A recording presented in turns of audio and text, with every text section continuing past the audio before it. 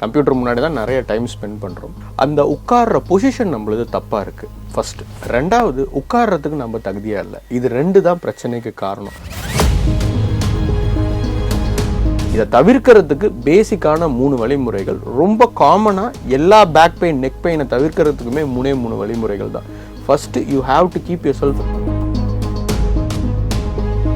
நம்ம எல்லாருக்கும் back pain, neck pain வரதுக்கு ஒரு காரணம் என்னென்னா நம்ம தூங்குற பாஸ்சர். குப்புறப்படுத்து தூங்குறதுனால தான் மெயினாக பேக் பெயின், நெக் பெயின் வரும். தரையில் படுத்து தூங்கணும் தேவையில்லை, பில்லோ வாங்கி தூங்கணும் தேவையில்லை, ஆர்த்தோபெடிக் பெட்டு வாங்கி தூங்கணும் தேவையில்லை. டிஸ்க் பல்ஜ், டிஸ்க் ப்ரோலாப்ஸ், இது ரெண்டுத்துக்கும் என்ன வித்தியாசம்? இது ஏன் ஏற்படுது?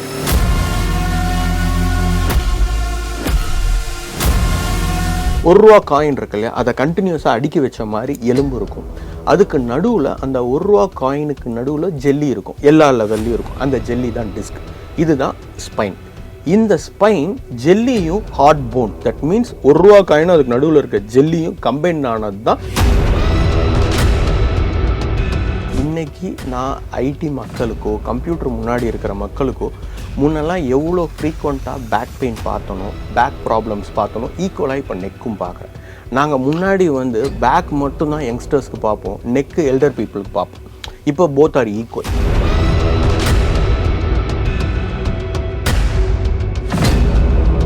பசங்களாம் R15 ஓட்டுறது, அப்படி வித்தியாசமாலாம் ஓட்டுறாங்க. இதெல்லாம் அவங்களுக்கு என்ன மாதிரியான எஃபெக்ட்ஸ் ஏற்படுத்தும் ஸ்பைனில்?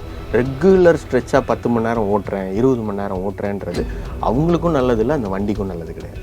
வண்டிக்கு நல்லது இல்லைன்னா ஆப்வியஸ்லி அடுத்தது அவங்க தான் பாதிக்க போகிறாங்க. ஸோ டபுள் பெனிஃபிட் மாதிரி டபுள் ப்ராப்ளம் தான் வரும்.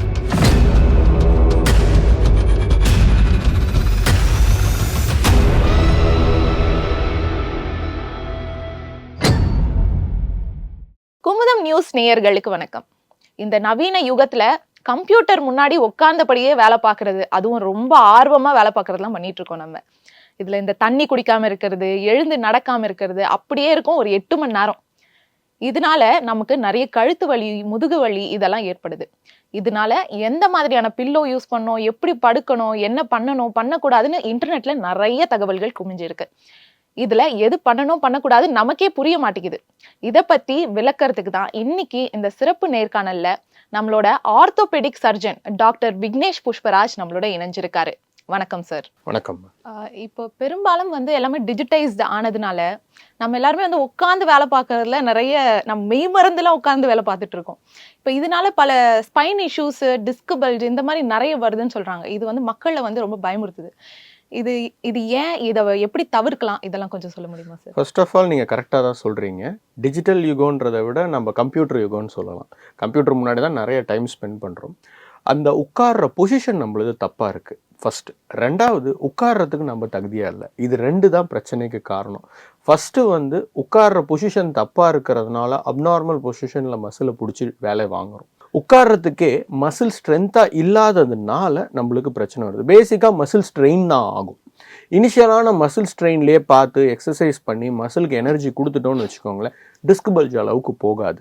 அந்த மசில் ஸ்ட்ரெயினை தாண்டி அடுத்த கட்டத்துக்கு அதை டேமேஜ் பண்ணும்போது மசில்னால ஃபெட்டிகபிலிட்டி தாங்காமல் போன் டிஸ்கை டேமேஜ் பண்ணும்போது டிஸ்க் பல்ஜ் கண்டிப்பாக வரும். இதை தவிர்க்கிறதுக்கு பேசிக்கான 3 வழிமுறைகள். ரொம்ப காமனாக எல்லா பேக் பெயின், நெக் பெயினை தவிர்க்கிறதுக்குமே 3 வழிமுறைகள் தான். First, you have to keep yourself hydrated. 3 to 5 liters of water a day குடிச்சே ஆகணும்.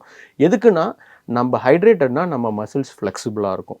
ரெண்டாவது, பாஸ்சர் மெயின்டைன் பண்ணணும். பாஸ்சர்னால் நிமிந்து தான் உட்காரணும், நிமிந்து தான் நடக்கணும். எல்லாத்துக்குமே பாஸ்சர் இருக்குது. எப்படி குனிஞ்சு வெயிட் எடுக்கணும். ரெண்டாவது இது. மூணாவது விஷயம் என்னன்னா, நம்ம என்ன வேலை செய்கிறோமோ அதுக்கு நம்ம உடம்ப தகுதியாக வச்சுக்கணும். உட்கார்ந்து தான் நம்ம செய்ய போகிற வேலைனா உட்காரத்துக்கு நம்மளுக்கு ஹெல்ப் பண்ணக்கூடிய பேக் மசில்ஸை ஸ்ட்ரென்தன் பண்ணி வச்சுக்கிட்டோம்னா டிஸ்க் பல்ஜ் அளவுக்கு மோசமாக போகாது. இப்போ இந்த ஸ்பைன்ஸை நம்ம ஸ்ட்ரெங்தனாக பண்ணணும் அப்படின்னா என்ன மாதிரியான விஷயங்கள் பண்ணலாம்? ஃபஸ்ட்டு கொஷினோட ஆன்சரோட கண்டினியூட்டி தான் இது. ஸ்ட்ரென்தண்டாக வச்சுக்கிறதுக்கு நீங்கள் ஹைட்ரேஷன் கொடுக்குறீங்க, முக்கியமான வேலை. அதுக்கு அடுத்த வேலை என்னென்னா ஸ்ட்ரென்தனிங் எக்ஸசைசஸ் பண்ணணும். பேக் நெக்குக்கு வாரத்துக்கு 5 நாள் ஆச்சு ஸ்ட்ரென்தனிங் எக்ஸசைஸ் பண்ணணும். ரெண்டாவது, 1.5 hour தாண்டி ரொம்ப நேரம் உட்காந்து கண்டினியூஸாக வேலை செய்கிறவங்க வேலை செய்யக்கூடாது. இப்போ பைக் ரைடர்ஸாக இருக்கட்டும், இல்லை ஆஃபீஸ் ஜாப் பண்ணுறவங்களா கூட இருக்கட்டுமே, கண்டினியூஸாக 8 மணி நேரம் ஜாபாக இருக்கலாம். ஒரு 1.5 hours தாண்டி ஒரு சின்ன பிரேக் எடுக்கிற தப்பு இல்லையே. எடுத்துட்டு நம்மளோட டேபிளுக்கு அந்த மக்கில் தண்ணி கொண்டு வராமல் போய் குடிச்சிட்டு வரும்போது கொஞ்சம் back muscles, neck muscles stretch பண்ணிட்டு வந்து உட்காரும்போது மசில் டேமேஜ் இருக்காது. இதை ரெண்டை பண்ணும் பட்சத்திலேயே பேக் பெயின், நெக் பெயினை ரொம்ப தவிர்க்க முடியும். அடுத்தது முக்கியமான விஷயம், நம்ம எல்லாருக்கும் பேக் பெயின், நெக் பெயின் வரதுக்கு ஒரு காரணம் என்னன்னா நம்ம தூங்குற பாஸ்சர். குப்புறப்படுத்து தூங்குறதுனால தான் மெயினாக பேக் பெயின், நெக் பெயின் வரும். அடுத்தது உட்கார்றதுக்கு அடுத்தது இருக்கிற ரொம்ப காமனான பிரச்சனை. ஓகே, இப்போ நீங்க தூங்குறத பத்தி வந்ததுனால இப்போ அதுவே கேட்குறேன் சார். இப்போ டிஸ்க் பல்ஜு, C2, C3 இந்த மாதிரி நிறைய ஏதோ ஒரு பெயின், அந்த பெயின் இருக்கிற போது நீங்க கான்டோர் பில்லோல தான் தூங்கணும் அப்படின்லாம் பலர் சொல்றாங்க. ஆனா நான் கமெண்ட்ஸை பார்த்த வரைக்கும், டு மை நாலேஜ், அது கமெண்ட்ஸை பார்த்த வரைக்கும் அந்த கான்டோர் பில்லோனாலேயே எனக்கு வலி வருது அப்படின்னு சொல்றாங்க. அப்போ இது ஸ்கேமா? இதுல இருக்க பிரச்சனை என்ன? அந்த கான்டோர் பில்லோவை எப்படி யூஸ் பண்ணலாம்? இந்த கான்டூர் பில்லோன்ற வார்த்தைக்குள்ளேயே நான் போக விருப்பப்படலை. நான் ஒரு ஆர்த்தோபெடிக் ஸ்பைன் ஸ்பெஷலிஸ்ட். நான் எல்லா பேஷண்ட்ஸ்க்கும் செல்றது ஒன்று தான். ஃபேமான பில்லோ, ஃபேமான பெட் போதும். தரையில் படுத்து தூங்கணும் தேவையில்லை, பில்லோ வாங்கி தூங்கணும் தேவையில்லை, ஆர்த்தோபெடிக் பெட்டு வாங்கி தூங்கணும் தேவையில்லை. ஃபேம் பில்லோ, ஃபேம் பெட், இது ரெண்டுமே போதுமானதாக இருக்கும். ஃபேம் பில்லோ, ஃபேம் பெட் அப்படின்றது என்னன்னா ரொம்ப எக்ஸ்ட்ரா குஷனும் இருக்கக்கூடாது, ரொம்ப ஹார்டாகவும் இருக்கக்கூடாது. எங்களால் பெட்டு, பில்லோ விற்கிற வேலைக்கெல்லாம் போக முடியாதுமா, பண்ணுறதுக்கு வைத்தியம் பண்ணுற வேலை நிறைய இருக்குது. ஓகே, அப்ப இந்த கான்டோர் பில்லோன்றது ஸ்கேம் தான் அப்படின்னு சொல்றீங்க? இல்ல, ஸ்கேம் தான் நான் சொல்ல முடியாது. ஓகே. இப்ப கான்டூர் பில்லோ உன்னால 2000 ரூபாய் செலவு பண்ணி வாங்க முடியுதுன்னு வச்சுக்கோங்க. அப்ப உனக்கு மட்டும்தான் கழுத்து வலி இல்லாம இருக்கணும்னு ரூல் கிடையாது இல்லையா? நாங்க கொடுக்குற அட்வைஸ் எப்படி இருக்குன்னா சாதாரண மக்களும் ஃபாலோ பண்ணக்கூடியதா இருக்கணும். அதுக்கு தான் ஃபேம் பில்லோன்னு சொல்றோம். ஃபேம் பில்லோ அப்படின்றது எப்படி இருக்கும்னு வச்சுக்கோங்க, ஒரு 2 பெட்ஷீட்டை மடிச்சு வச்சுன்னா என்ன ஒரு சாஃப்ட்னஸ் வருமோ அதுதான் ஃபேம் பில்லோ. அதுவே போதுமானதா இருக்கும். ஓகே, சிலர் வந்து தரையில படுத்தூங்கனாலே இந்த பிரச்சனைலாம் எதுவுமே அதான் இல்ல முன்னாடியே சொல்லிட்டேனே, தரையெல்லாம் தேவையே கிடையாது. இப்ப தரையில படுத்தோம்னா நீயும் நானும் இங்க சென்னையில இருக்கோம், சம்மர் இருக்கும், வின்டர் இருக்கும், எல்லா டைம்லயும் சூடா இருக்கும், படுத்தலாம். ஊட்டியில இருக்கிறவங்களுக்கு அப்ப முதுகுவலி வந்தா எப்படி தூங்குவாங்க? காஷ்மீர்ல இருக்கிறவங்களுக்கு முதுகுவலி வந்தா எப்படி தூங்குவாங்க? தரையெல்லாம் தேவையே இல்லை. Firm bed, firm pillow is more than enough. Okay sir, இப்போ இந்த கடைகள்ல எல்லாம் நீங்க பாத்தீங்கன்னா 60% சாஃப்ட்னஸ், 70% சாஃப்ட்னஸ், 80% சாஃப்ட்னஸ் அப்படின்னு விற்கிறாங்க. இந்த 60% பார்த்தீங்கன்னா லிட்டரலாக நம்ம தரையில் படுக்கிற மாதிரி அது அவ்வளோ ஹார்டாக அந்த பெட் இருக்கும். நம்ம ஏன் அதை வாங்கணும்? ஆனால் விற்கிறாங்க. இதுக்கு பின்னாடி என்ன? இது என்ன மாதிரி? இல்ல, அது வந்து மக்களோட கம்ஃபர்ட். அதுக்கும் ஸ்பைனுக்கும் எந்த வித சம்பந்தமும் கிடையாது. மக்களோட கம்ஃபர்ட்டுக்கு அவங்க விற்கிறாங்க, ஸ்பைனுக்கு விற்கல. நீங்க இப்போ ஆர்த்தோபெடிக்குன்னு விற்கிறாங்கன்னு வச்சுக்கோங்களேன், எந்த ஆர்த்தோபெடிக் டாக்டர் அப்ரூவல் கொடுத்துருக்க முடியும்? இப்போ நாங்கள் வந்து இப்போ நான் ஒரு ஸ்பைன் ஸ்பெஷலிஸ்ட்னு வரேன்னு வச்சுக்கோங்க, நீ என்கிட்ட சார் நீங்கள் எப்படி ஸ்பைன் ஸ்பெஷலிஸ்ட் சொன்னீங்கன்னா கவர்மெண்ட் அப்ரூவ்டு சர்டிஃபிகேட்ஸ் காட்ட முடியும். அந்த இடத்துல அதெல்லாம் காட்ட முடியாது. அது வந்து ஒரு betterment and comfort for the people. எங்களால் ஒரு விஷயம் நான் அட்வைஸ் பண்ணுறேன்னு வச்சுக்கோங்க, காசு இருக்கிறவனுக்கும் காசு இல்லாதவனுக்கும் காமனாக இருக்கிறது தான் அது அட்வைஸ், சஜஷன். புரியுதுங்களா? ஸோ அந்த எப்படி சொல்கிறது, இந்த ஃபினான்ஷியல் கான்செப்ட்ஸ்குள்ளே போகிறதுனால எந்த யூஸுமே கிடையாது. ஒரு நாளைக்கு 200 ரூபா சம்பாதிக்கிற ஒருத்தர்னால 2000 ரூபா பில்லோ வாங்குறதுக்கு 10 நாள் வேலை செய்கிறது சாத்தியமே கிடையாது. இது தேவையில்லாத வேலையும் கூட. ஓகே சார், இப்போ டிஸ்க் பல்ஜ், டிஸ்க் ப்ரோலாப்ஸ், இப்படி 2 விஷயம் இருக்கு. சாதாரண மக்களுக்கு இந்த டேர்ம்லாம் புரியல. இது ரெண்டுத்துக்கும் என்ன வித்தியாசம்? இது ஏன் ஏற்படுது? டிஸ்க் பல்ஜ் பற்றி நம்ம தெரிஞ்சுக்கிறதுக்கு முன்னாடி ஸ்பைனை பற்றி நம்ம தெரிஞ்சுக்கிட்டே ஆகணுமா? ஸ்பைன் அப்படின்றது என்ன, அதோட வேலை என்ன, அதில் என்ன இருக்குது? ரொம்ப மெடிக்கலெல்லாம் நீங்கள் தெரிஞ்சுக்க தேவையில்லை. 1 ரூபா காயின் இருக்கு இல்லையா, அதை கண்டினியூஸாக அடுக்கி வச்ச மாதிரி எலும்பு இருக்கும். அதுக்கு நடுவில் அந்த 1 ரூபா காயினுக்கு நடுவில் ஜெல்லி இருக்கும், எல்லா லெவல்லையும் இருக்கும். அந்த ஜெல்லி தான் டிஸ்க். இதுதான் ஸ்பைன். இந்த ஸ்பைன் ஜெல்லியும் ஹார்ட் போன், தட் மீன்ஸ் 1 ரூபா காயினும் அதுக்கு நடுவில் இருக்க ஜெல்லியும் கம்பைன் ஆனது தான் ஒரு ஸ்பைனல் செக்மெண்ட். இதுக்கு முன்னாடி எதுவும் கிடையாது. இதுக்கு பின்னாடி முதுகுத்தண்டு இருக்கு, முதுகுத்தண்டு நரம்பு இருக்கு. இந்த ஜெல்லி இருக்கு பார்த்தீங்களா, அந்த ஜெல்லி பிதுங்கி வந்து பின்னாடி வர நரம்பை தொட்டுச்சுன்னா அது டிஸ்க் பல்ஜ். அந்த ஜெல்லி பிடுங்கி வந்து டோட்டலாகவே அந்த க்ளோஸ் சர்க்கியூட்லேருந்து வெளியில் வந்து அமுக்கிருச்சு அப்படின்னு வச்சுக்கோங்களேன், அதுதான் டிஸ்க் ப்ரோலாப்ஸ். ரெண்டுக்கும் பெரிய டிஃப்ரென்ஷியேஷன் நீங்கள் தெரிஞ்சுக்க தேவையில்லை. ஹெர்னியா அப்படின்னாலும் ப்ரோலாப்ஸ்னாலும் எல்லாமே ஒன்று தான். அது வந்து அதோட ஸ்டேஜஸ். நாங்கள் ஃபஸ்ட்டு வந்து பல்ஜுன்னு சொல்லுவோம், அடுத்தது டிஸ்க்கு வந்து கண்டெய்ன்டு டிஸ்க்குன்னு சொல்லுவோம், அடுத்தது எக்ஸ்ட்ரூஷன்னு சொல்லுவோம். எக்ஸ்ட்ரூஷன்னா அந்த கேவிட்டி மாதிரி இருக்கிற அந்த ஜெல்லி சப்ஸ்டன்ஸ்லேருந்து அந்த பால்ல இருந்து அந்த ஜெல்லி பிடுங்கிட்டு வெளியில் வந்துடும். இந்த 3 விதத்துக்கும் நம்மளுக்கு டிஃப்ரென்ஸ் தேவையில்லை. ஆனால் இந்த 3 எப்படி இருந்தாலும் வெளியில் வர்றது பிரச்சனை கிடையாது. வெளியில் வர டிஸ்க் நரம்பு அமுக்கிறது தான் பிரச்சனை. எவ்வளோ மோசமாக அமுக்குதுன்றது தான் பிரச்சனை. அது என்ன பிரச்சனை கொடுக்குதுன்றது தான் பிரச்சனை. நரம்பு அமுக்குச்சுன்னா பிரச்சனை வரும்ன்ற மாதிரி சொல்றீங்க. அது என்னென்ன மாதிரியான பிரச்சனைகள் வரும்? எல்லா லெவல் ஸ்பைன்லேயுமே 2 நரம்பு உண்டு. ஒன்று பெரிய நரம்பு, அதில் தான் வந்து மூளையிலேருந்து வர கரண்ட்டை எடுத்துகிட்டு வர நரம்பு. 2வது சின்ன நரம்பு, ஒரு லெவல்லையும் பிரிஞ்சு வெளியில் போகிற நரம்பு. இப்போ கழுத்தும் கீழ் முதுகும் தான் இருக்கிறதுலே மொபைல் செக்மெண்ட்ஸ் ஆஃப் ஸ்பைன். நடுமுதுகெல்லாம் மொபைல் செக்மெண்ட் கிடையாது. கழுத்துலையும் கீழ் முதுகுலையும் தான் டிஸ்க் ப்ரொலாப்ஸ் காமனாக ஆகும். அந்த இடத்துல பெரிய நரம்பை வந்து வெளியில் வந்து டிஸ்க் அமுக்கிருச்சுன்னு வச்சுக்கோங்க, அந்த பெரிய நரம்பு கீழே இருக்கிற எல்லா வேலைகளுமே பாதிக்கிறதுக்கு வாய்ப்பு இருக்குது. இதே கைக்கு வர சின்ன நரம்பையோ காலுக்கு வர சின்ன நரம்பையோ பாதிச்சிருச்சுன்னு வச்சுக்கோங்க, அந்த நரம்பு போகிற வழி ஃபுல்லாகவே பிரச்சனை வரும். 2-3 டைப் ஆஃப் வரும். ஃபஸ்ட்டு நரம்பு போய் தொட்டுருச்சுன்னு வச்சுக்கோங்க, கரண்ட் அடிக்கிற மாதிரி வலி வரும். அது ஒரு 3லேருந்து 6 வாரம் ரெஸ்ட் எடுத்தாவே சரியாயிடும். அடுத்த கட்டத்துக்கு போயிடுச்சுன்னு வச்சுக்கோங்க, வலி கூட சேர்ந்து மரத்து போகிறதோ நடக்க முடியாமல் போகிறதோ ஃபிங்கர் கிரிப் கை பிடிக்கிறதோ குறையும். இது 2வது ஸ்டேஜ். 3வது ஸ்டேஜ் ஒஸ்ட் கண்டிஷன். என்ன வேலை செய்யணும்னு நம்ம மூளை ஆசைப்படும், ஆனால் நம்ம கையோ காலோ அந்த வேலையை செய்யாது. இப்போ முழு கால் வேலை செய்யலைன்னு வச்சுக்கோங்க, உன்னால் கண்டுபிடிச்சிட முடியும். இதை கட்டை விரல் மட்டும் இப்படி தூக்குறது பவர் குறைந்தா உன்னால் கண்டுபிடிக்க முடியாது இல்லையா? இப்போ இந்த ஃபுல் கையும் வேலை செய்யலைன்னா உன்னால் கண்டுபிடிச்சிடும். இந்த 2 விரல் மட்டும் வேலை செய்யலைன்னா உனக்கு கண்டுபிடிக்க முடியாது, நீ பழகிடுவேன். ஸோ அந்த மாதிரி சிம்டம்ஸ் வரும்போது தான் நம்மளுக்கு ட்ரீட்மெண்ட் தேவைப்படும். இதுதான் கேட்கணும்னு இருந்தேன் சார் நான். ஏன்னா மற்ற பெயின்ஸ் எல்லாம் நமக்கு அடிபட்டாலும் உடனே தெரியுது, எல்லாமே உடனே தெரியுது. பட் ஸ்பைனோ நெக்கோன்றது வந்து நமக்கு உடனே தெரிய மாட்டேங்குது. ஒரு தலைவலியில இருந்து ஆரம்பிக்குது நெக் பெயின்ன்றது. அப்போ அது எப்படி கண்டுபிடிக்கிறது, எப்படி அவேரா இருக்கிறது, எப்போ நம்ம டாக்டர்கிட்ட போகிறது, அது பை த டைம் நம்ம கண்டுபிடிக்கிறதுக்குள்ள அது சீரியஸா இருக்கு அப்படின்ற மாதிரி சொல்றாங்க.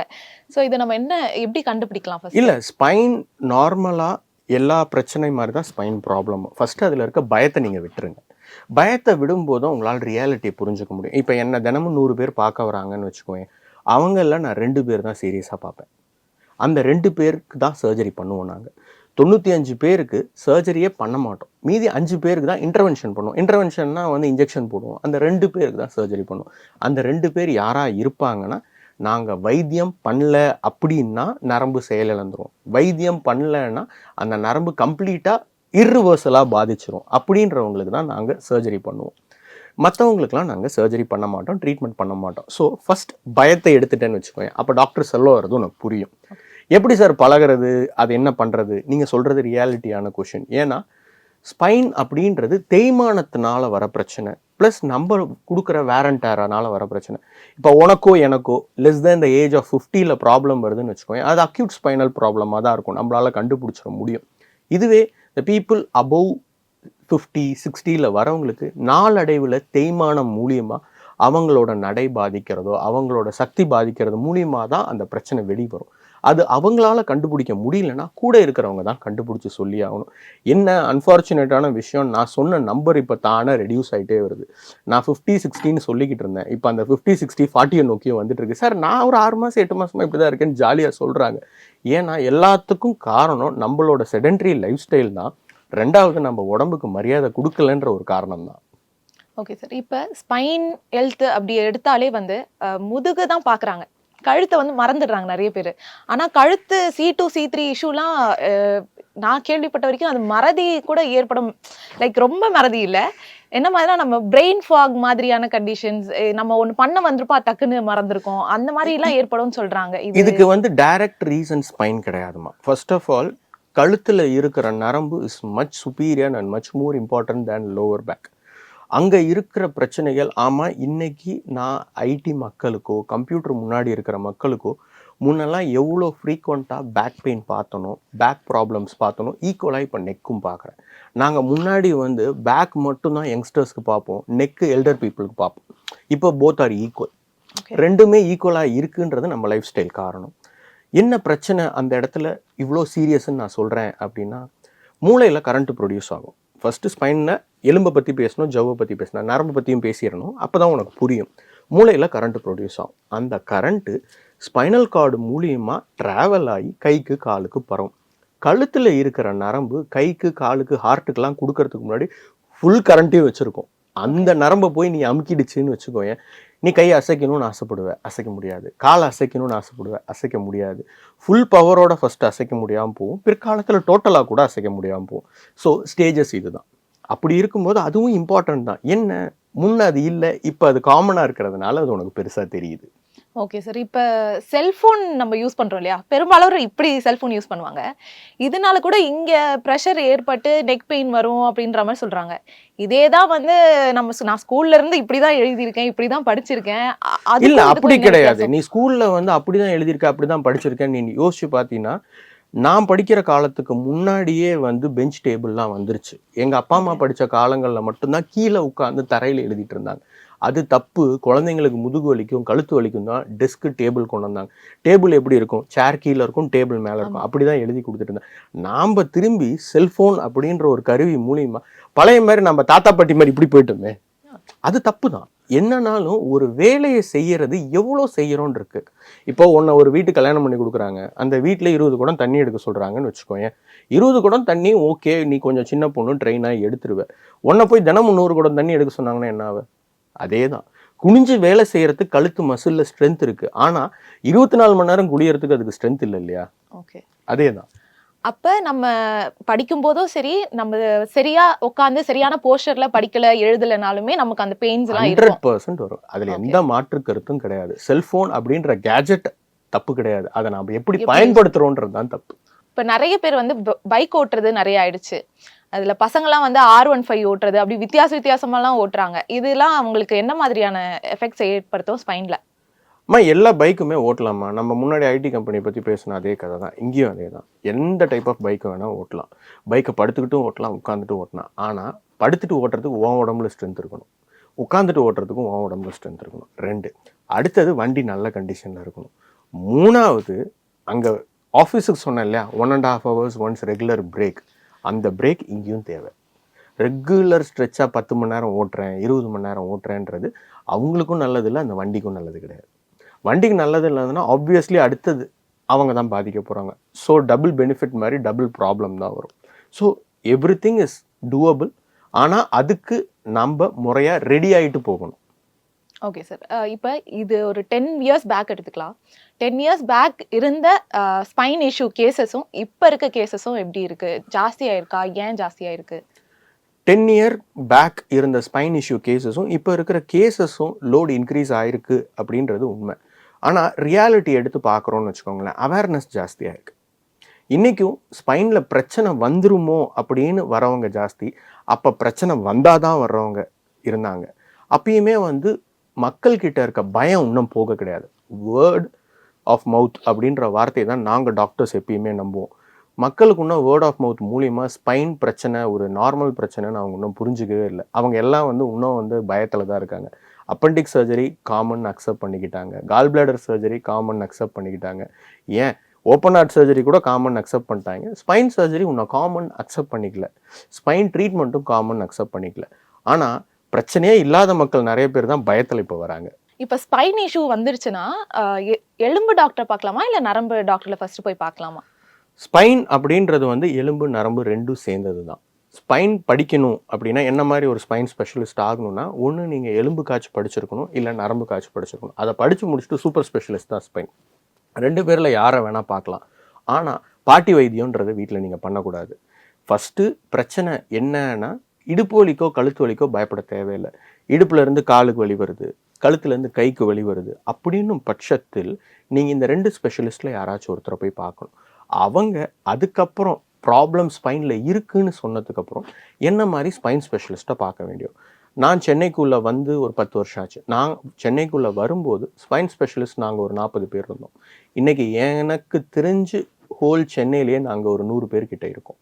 ஹோல் தமிழ்நாடு ஒரு 200 பேர் இருக்கும். இந்த 200 பேரில் யாராச்சும் ஒருத்தர் கண்டிப்பாக அப்ரோச்சபிளாக தான் இருப்பாங்க. அவங்கள போய் 3rd ஸ்டேஜில் பார்க்கும்போது பெட்டராக இருக்கும். பயந்துட்டு ஃபஸ்ட்டு ஸ்டேஜில் போகும்போது நாங்கள் எழுதி கொடுக்குற இன்வெஸ்டிகேஷன்ஸாக இருக்கட்டும், நாங்கள் சொல்கிற அட்வைஸாக இருக்கட்டும், உங்களுக்கு வந்து ரொம்ப கம்ஃபர்டபுளாகவும் உங்களை சந்தோஷப்படுத்துகிற மாதிரி இருக்காது. ஏன்னா ஒன்றும் இல்லை, எக்ஸசைஸ் பண்ணுப்பான்னு ஃபஸ்ட்டு சொன்னால் அவங்களுக்கு கோவம் வரும். எனக்கு ஏதோ பிரச்சனை, நான் வந்திருக்கேன்னு எனக்கு ஒன்றும் இல்லைன்னு சொல்கிறேன். ஸ்டெப் பை ஸ்டெப் போகிறது பெட்டர். Okay sir. இப்போ எக்ஸசைஸ்ன்னு நீங்கள் சொன்னதுனால இந்த கொஸ்டின் எனக்கு வந்திருக்கு. இந்த C2 C3யோ சரி, இல்லை ஸ்பைன் இஷ்யூவோ சரி, டிஸ்க் பல்ஜோ சரி, இவங்கெல்லாம் வந்து ஜிம்முக்கு போய் வெயிட் லிஃப்ட், அதிகபட்சமான வெயிட் லிஃப்ட் பண்ணுறது வந்து பிரச்சனையில தான் போய் முடியும்னு சொல்கிறாங்க. அது எவ்வளோ உண்மை? அது பண்ணலாமா? ஜிம் போகலாமா, போகக்கூடாதா? தாராளமாக போகலாம். எடுத்த உடனே ஜிம்முக்கு போக முடியாது. இப்போ ஒரு பிரச்சனைன்னு உனக்கு வந்துருச்சுன்னு வச்சுக்கோங்க, உனக்கு டிஸ்க் பல்ஜ் அப்படின்னு வந்துச்சு. ஏன் எனக்கே டிஸ்க் பல்ஜ் வந்திருக்கு. ஃபஸ்ட்டு ரெஸ்ட்டு கொஞ்ச நாளைக்கு, வலி பேசிக்காக நம்ம உடம்பு ஹீல் பண்ணும். அதுக்கப்புறம் பேசிக்கான மசில் ஸ்ட்ரென்தனிங் எக்ஸசைசஸ், அதுக்கு அப்புறமா தான் ஜிம்முக்கு போகணும். போகக்கூடாதுன்னு நான் சொல்லவே இல்லை, போகலாம், ஆனால் படிப்படியாக போகும். ஆனால் அவங்களால திருப்பி வெயிட் லிஃப்டிங்லாம் பண்ண முடியும்? தாராளமாக பண்ணலாம். ஓகே. நமக்கு தெரிஞ்ச நிறைய சூப்பர் டூப்பர் ஸ்டார்ஸ் அவங்க எல்லாருக்குமே ஒரு கட்டத்தில் ஸ்பைன் ப்ராப்ளம் இருந்திருக்கு. சச்சின் டெண்டுல்கர் ஸ்பைன் ப்ராப்ளம் சரி பண்ணிட்டு he played 15 years of cricket, international cricket. So இது வந்து ரிவர்சபிள் தான்? 100% ரிவர்சபிள். வித் பேஷண்ட் சப்போர்ட் எங்களால் பண்ணி கொடுக்க முடியும். இப்போது நாங்கள் ஒருத்தர் வராரு, நான் காமனாக எல்லா இன்டர்வியூவில் சொல்கிற பதில் தான். அவர் ஒரு ஹார்ட் ஒர்க்கிங் லேபர் வேலை தான் இருக்குது. நம்ம வந்து கல் உடைக்கிறவர், மூட்டை தூக்குறவருன்னு கூட நான் சொல்ல விருப்பப்பில்லை. ஒரு மெக்கானிக்கல் இன்ஜினியர், அவரோட லைஃபே ட்ராவலில் இருக்குது, மெக்கானிக்கல் ஸ்பேர் பார்ட்ஸோடு இருக்குது. அவருக்கு ஸ்பைன் பிரச்சனை வந்துச்சு. சார் உங்களுக்கு பிரச்சனை வந்துச்சு, நான் சரி பண்ணுறேன், லைஃப் லாங் ரெஸ்ட் எடுங்கன்னு சொல்லிட்டேன்னு வச்சுக்கோங்க. அவர் வாழ்க்கை என்ன ஆகுறது, அவரோட ஃபேமிலியோட லைஃப் என்ன ஆகுறது? என் வேலை அது கிடையாது. என்னோட வேலை அவரை சரி பண்ணி அவரோட பழைய ரொட்டீனுக்கு அனுப்புறது தான் என்னோட வேலை. அவர் சப்போர்ட் பண்ணும் பட்சத்தில் எங்களால் கண்டிப்பாக பண்ணி கொடுக்க முடியும். Okay sir. இப்போ டிஸ்க் பல்ஜை பொறுத்த வரைக்கும் எந்த அட்மோஸ்ட் ஸ்டேஜில் வந்து சர்ஜரி வரைக்கும் போகுது? எத்தனை சர்ஜரி கேசஸ் அந்த மாதிரி இருக்கு? நான் வந்து ஒரு வருஷத்துக்கு 250 to 300 பேர் ஸ்பைன் ரிலேட்டட் சர்ஜரி பண்ணுறேம்மா. எப்படின்னா இன்டூ 10 போட்டுக்கோ, அத்தனை பேருக்கு பிரச்சனை இருக்குது. ஓகே. இன்டூ 10 போட்டுக்கோ, அத்தனை பேருக்கு டாக்டரை போய் ஸ்பெஷலிஸ்ட்டை போய் எம்ஆர்ஐ எடுத்து பயப்படுற அளவுக்கு, ஒரு கன்சல்டன்ட்கிட்ட போகிற அளவுக்கு பிரச்சனை இருக்குது. அதில் 10ல் ஒருத்தருக்கு தான் நாங்கள் ட்ரீட்மெண்ட் பண்ணுறோம். அந்த 10ல் ஒருத்தரும் நரம்பு பாதிப்பு ஆயிடும், இல்லை நரம்பு பாதிப்பு ஆயிடுச்சு. திரும்பியும் நான் சொல்லிக்க விருப்பப்படுறேன், நரம்பு பாதிப்பு ஆயிடும், இல்லைனா நரம்பு பாதிப்பு ஆயிடுச்சு, அவங்களுக்கு மட்டும்தான் நாங்கள் ட்ரீட்மெண்ட் பண்ணுவோம். நான் சொல்கிறது என்னை வச்சு தான் எக்ஸாம்பிள் சொல்ல முடியும். ஓவரால் சர்வே டேட்டா எடுத்துக்கிட்டோம் அப்படின்னா 100 பேருக்கு எம்ஆர்ஐயில் ஃபைண்டிங் இருக்குது அப்படின்னா ஒருத்தருக்கு தான் சர்ஜரி தேவை. Okay sir. இப்போ இந்த சர்ஜரி பற்றி சொன்னீங்க. இப்போ அடுத்து இந்த சர்ஜரியோட காஸ்ட்லாம் எப்படி இருக்குது? எல்லாராலையும் இதை அஃபோர்ட் பண்ண முடியுதா? இன்றைக்கு இருக்க காலகட்டத்தில் கண்டிப்பாக அஃபோர்ட் பண்ண முடியுமா? நாங்கள் படிக்க ஆரம்பித்து இந்த ஸ்பைன் அப்படின்றது பண்ண ஆரம்பித்த காலம், that means 12 to 14 years ago. அப்போ வந்துட்டு இன்றைக்கி இருக்கிற இன்ஃப்ராஸ்ட்ரக்சரை விட அன்னைக்கு இருந்த இம்ப்ளான்ஸ், இன்ஸ்ட்ருமெண்ட்ஸ் எல்லாமே நாங்கள் இம்போர்ட் பண்ண வேண்டியதாக இருந்துச்சு. எல்லாமே imported screws, imported instruments, imported things தான் இருந்துச்சு. இப்போ எல்லாமே இந்தியன் வந்துருச்சு. இந்தியன் வந்ததுனால அன்னைக்கு இருந்த காஸ்ட் அப்படியே ஹாஃபாக மாறிடுச்சு. கண்டிப்பாக ஒரு ஸ்பெசிஃபிக் காஸ்ட்னு என்னால் வந்து பப்ளிக் ஃபோரமில் சொல்ல முடியாது. கண்டிப்பாக அஃபோர்டபுள் காஸ்ட் தான். ரொம்ப புரிகிற மாதிரி கலோக்கெல்லாம் சொல்கிறோன்னு வச்சுக்கோங்க. ஒரு டிஸ்க் சர்ஜரி பண்ணணும் அப்படின்னு ஒருத்தருக்கு கீஹோல் டிஸ்க் சர்ஜரி எடுத்துக்கோ, either endoscopic or microscopic disc surgery எடுத்துக்கோங்க. ஒரு குடும்பம், அம்மா அப்பா பையன் 3 பேரோட 2 இல்லை 3 தீபாவளி செலவு தான் ஆகும். ஓகே, அவ்வளோதான் ஆகும். அவங்க வந்து சொஃபஸ்டிகேட்டடாக எதிர்பார்க்கும் பட்சத்தில் தான் இன்க்ரீஸ் ஆகும். Okay sir. இப்போ ஸ்பைன் ஹெல்த்துக்காக உங்களோட ஒரு அட்வைஸாக இருக்கணும்னா நீங்கள் அதை என்ன சொல்வீங்க? முன்னாடி சொன்ன அதே விஷயம் தான். அடிக்குவேட் ஹைட்ரேஷன், பாஸ்டர் மெயின்டெனன்ஸ், அடுத்தது ஸ்ட்ரென்தனிங் எக்ஸசைசஸ். இது 3 தான். டிஸ்க் வந்துருச்சு அப்படின்னு வச்சுக்கோங்க, 95% ட்ரீட்மெண்ட் கிடையாது. அப்படின்றத தாண்டி 95% ட்ரீட்மெண்ட் உண்டு. எப்படின்னா உன் பாடி தான் ஹீலிங், அது வரைக்கும் நீ வெயிட் பண்ணலாம். கடைசி 5% டாக்டர் ஹீல் பண்ணுவார். அதுக்கு பொறுமையாக வெயிட் பண்ணணும், பயப்படாமல் வெயிட் பண்ணணும். Okay sir. இப்போ இங்கிலீஷ் மெடிசன் எல்லாத்துலேயுமே வந்து நமக்கு ஒரு ஆப்ஷன் இருக்கும். இங்கிலீஷ் மெடிசன் போகலாமா, இல்லை சித்தா போகலாமா, ஆயுர்வேதா போகலாமா, அந்த மாதிரி ஸ்பைன்லேயும் இப்போ வந்து நிறைய பேர் அக்குபஞ்சர் போகிறேன் அப்படின்னு போகிறாங்க. இது எது சரியாக இருக்கும்? ஒரு அக்குபஞ்சர்னால ஸ்பைன் இஷ்யூஸை அட்லீஸ்ட் குறைக்க முடியுமா? இப்போ அக்குபஞ்சர், யுனானி, ஆயுர்வேதிக், வர்மா எல்லாத்தையுமே ஒரு சிங்கிள் பிளாங்கெட் ஸ்டேட்மெண்ட்டாகவே நான் கொடுக்குறேன்னு வச்சுக்கோங்க. ஒரு தம்பி வராரு, எனக்கு வந்து 1 வாரமாக கை வலிக்குது சார், 10 நாளாக கால் வலிக்குது சார் அப்படின்னு வராரு. அவங்களுக்கு எம்ஆர்ஐ எடுக்கிறோம், அதில் டிஸ்க் இருக்குது. நாங்களே சொல்லுவோம் 6 வாரத்துலேருந்து 3 மாதம் வெயிட் பண்ணலாம்ப்பா. உன் கை மரத்து அதுக்குள்ளே போயிடுச்சுன்னா திரும்பி வா. அதுக்கு நடுவில் நான் என்ன சார் பண்ணணும்? உனக்கு எது கம்ஃபர்டபுளாக இருக்கோ பண்ணு. இதில் எதை வேணால் பண்ணலாம், ஃபிசியோதெரப்பியும் பண்ணலாம். அந்த 6 வாரத்துலேருந்து 3 மாதத்துக்கு உள்ள ஜவ் அடுத்த கட்டத்துக்கு போகாமல் உள்ளேயே இருந்துச்சுன்னு வச்சுக்கோங்க, நம்ம உடம்போட ஹீலிங் மெக்கானிசமே அது ஹீல் பண்ணிடும். அதுக்கு நடுவில் கை மறக்க ஆரம்பிக்குது, கால் மறக்க ஆரம்பிக்குது, நடை உடை பாதிக்கினா தான் சர்ஜரி பண்ண வேண்டும். ஒரு கட்டத்தில் நரம்பு பாதித்து கைக்கு வர கரண்ட்டு குறைஞ்சு நட உட பாதிக்குது, இல்லை கை கிரிப்பு குறையுது, கால் பவர் குறையுதுன்னா அப்போ சர்ஜிக்கல் ட்ரீட்மெண்ட் தவிர வேறு ஆப்ஷனே கிடையாது. Okay sir. அந்த டைமில் போயிட்டு நீ வந்து மற்ற ஃபிசியோதெரப்பி எக்ஸசைஸில் சரி பண்ணி கொடுங்கன்னு கேட்குறது வந்து எந்த விதத்துலையும் நியாயம் இல்லை. ஏன்னா spine problem is a mechanical problem. ரொம்ப கலோக்கியலாக புரிகிற மாதிரி சொல்லணும்னா, நம்ம கழுத்தை ஒருத்தர் 24 மணி நேரம் 365 நாள் அமுக்கி பிடிச்சிட்டே இருக்காங்க. எடுத்தோடனே நம்மளுக்கு கழுத்து கீழே ஒன்றுமே ஆகாது. முதல் நாள் தாண்டிடுவோம், 2வது நாள் தாண்டிடுவோம், 3வது நாள் தாண்டிடுவோம், 4வது நாள்லேருந்து படிப்படியாக குறைய ஆரம்பிப்போம். அதுதான் ஸ்பைன் ப்ராப்ளம். நாம் அந்த கையை எடுக்கிறத தவிர அந்த நரம்பு செயலிழக்கிறத சரி பண்ணுறதுக்கு வாய்ப்புகளே கிடையாது. அந்த கட்டத்துக்கு போயிடுச்சுன்னா, ஓகே, ஒரு பக்கம் கை வந்துருச்சு, இன்னொரு பக்கம் கை வரல, என்ன வேணா பண்ணலாம். கை வர்ற மாதிரி இருக்கு, என்ன வேணா பண்ணலாம். ஆனால் அமுக்க ஆரம்பிச்சதுக்கு அப்புறம் கையை எடுக்கிறத தவிர வேறு வழி இல்லை இல்லையா? ஓகே, அதே தான் இங்கே ஸ்பைன் ட்ரீட்மெண்ட்டும். $1,000,000 question sir. நம் பெஸ்ட் ஸ்லீப்பிங் பொசிஷன் என்ன?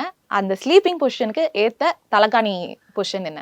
தலகாணிக்கு கண்டிப்பாக நான் ஆப்ஷன் சொல்ல போகிறதில்ல, ஃபோம் பில்லோன்னு தான் சொல்லுவேன். பெஸ்ட் ஸ்லீப்பிங் பொசிஷன் அப்படின்றது என்னன்னா, நீ நிமிந்து தான் படுக்கணும். சைட்லையும் படுக்கக்கூடாது, குப்புறையும் படுக்கக்கூடாது. நிமிந்து தான் நீ படுக்கணும். நிமிந்து படுக்கும் பட்சத்தில் உன் காலுக்கு அடியில் ஒரு பில்லோ வச்சுட்டு படுக்கும்போது உன்னோட ஹிப் மசில்ஸையும் நீ மசில்ஸையும் ரிலாக்ஸ் பண்ணும். இதுதான் உனக்கு காமனான பொசிஷன். சைடில் திரும்பி படுக்கிறதா இருந்தாலும் இந்த பக்கம் திரும்பி படுக்கிறதா கொஞ்ச நேரம் படுத்துக்கலாம். முடிஞ்ச அளவு தூங்குறது நிமிந்து படுத்து தான் தூங்கணும். ஸ்பைன் ஹெல்த் பற்றி நிறைய தகவல்கள் சொன்னீங்க. இன்னும் ஒரு பயங்கரமான வேற ஒரு நேர்காணலில் நம்ம தொடர்ந்து பேசுவோம். Thank you sir. தேங்க்யூ.